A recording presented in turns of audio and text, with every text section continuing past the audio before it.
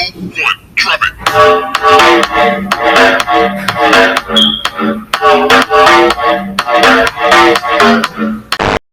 What is good, everybody? And today we're going to be talking about science plate motion. Now, don't get me wrong, I love this topic. So let's skedaddle right into it. The first thing that we're going to learn about is the definition of geology. Geology is the science that deals with the Earth's physical structure and substance, its history, and the process that acts on it. The second definition that we're going to learn about is fossils. Fossils are the remaining or impressions of a prehistoric organism preserved in petrified form or as a mold or cast in rock. The last definition that we're going to learn for right now is the definition of Mesosaurus. The Mesosaurus is an extinct small aquatic reptile of the early Paramus period, with an elongated body, flattened tail, and long narrow snout with numerous pointed teeth. And now that I have explained those three words, we shall head on to the question that you all have been waiting for me to ask. How did the Mesosaurus fossils end up so far away from each other? If the Mesosauruses could barely swim, how could they swim from South America all the way to Africa? It just doesn't make sense. I know I said that those were going to be the last few words that we're going to learn about, but we actually need to learn about a lot more. So, one of the other words is plate. Plate is each of the several ridge pieces of the Earth's lithosphere, which together make up the Earth's surface. So basically what's on the ground. This next word is mantle. The mantle is a region of the Earth's interior between the crust and the core, and it's believed to consist of hot, dense silicate rock. The next thing that we're going to talk about is divergent and convergent models. But before we get into that, we have to talk about the plate boundaries.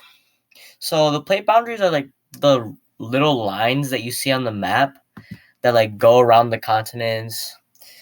They're basically like the reason why the plates split apart and stuff like that. So let's just start talking about like divergent.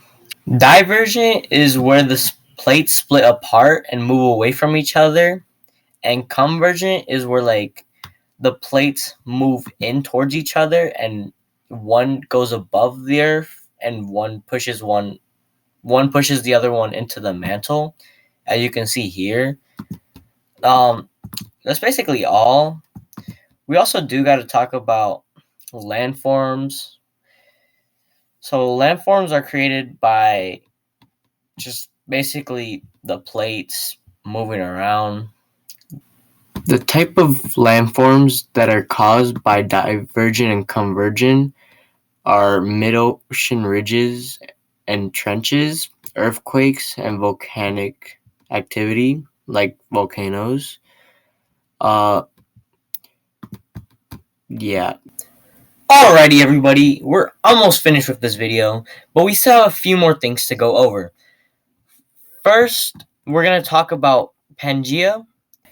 So, Pangea is a big mass, a supercontinent, which contains all the continents like Africa, South America, North America.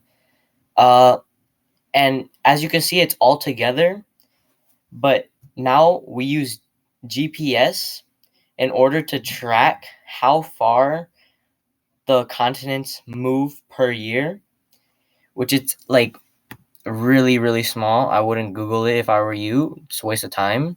I'll just tell you it's 2 centimeters per year. And over millions of more years, it will get further and further from its first marked spot.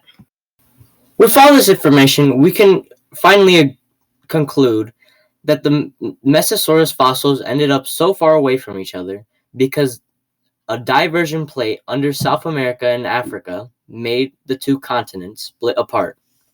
And with all that said, I'd like to thank all you guys for sticking around and watching my plate motions video. And I would like to say thank you, and I'll see you in the next one.